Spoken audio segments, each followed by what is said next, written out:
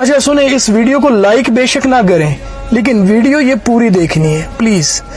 میں نے ایک چیز نوٹس کی ہے کہ جب ایک عام انسان پر تنقید کی جاتی ہے، وہ اپنے آپ کو ڈیفینڈ کرتا ہے، ہزار طویلیں پیش کرے گا، اپنے آپ کو بے گناہ ثابت کرنے کی کوشش کرے گا، اور خاص طور پر اپنی ناکامیوں، اپنی کمزوریوں کا ذمہ دار دوسری چیزوں کو ٹھہرائے گا، اور یہ عام انسان کی نفسیات میں ہے۔ اچھا پھر کچھ انسان خاص ہوتے ہیں، ان پر جب تنقید کی جاتی ہے وہ غور کرتے ہیں، اگر کوئی بہتری کا پہلو ان کی شخصیت میں، تعمیری پہلو نظر آتا ہے تو وہ تنقید کرنے والے کا شکریہ ادا کرتے اور اپنی ذات کی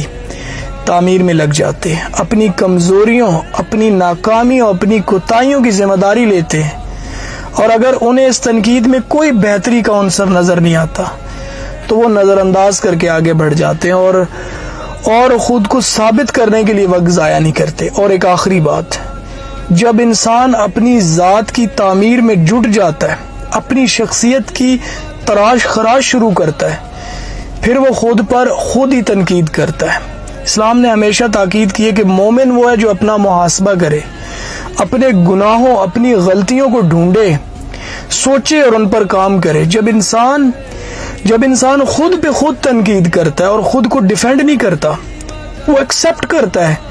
اور یہ تنقید انسان کو قدر و منزلت کے جس مقام پر لے جاتی ہے اس کا جواب نہیں ہے۔ کامیاب رشتہ یہ نہیں ہے کہ ہماری کتنی اچھی انڈرسٹینڈنگ ہے، کامیاب رشتہ یہ ہے کہ ہم کتنے اچھے طریقے سے مس انڈرسٹینڈنگز کو اوائڈ کرتے ہیں۔ ہمیں صرف ایک بات سمجھنے کی ضرورت ہے کہ لوگ غلط نہیں ہوتے، ہم سے مختلف ہوتے ہیں۔ جس دن ہم نے یہ بات سمجھ لی، یقین کیجئے کتنے ہی رشتے سنور جائیں گے۔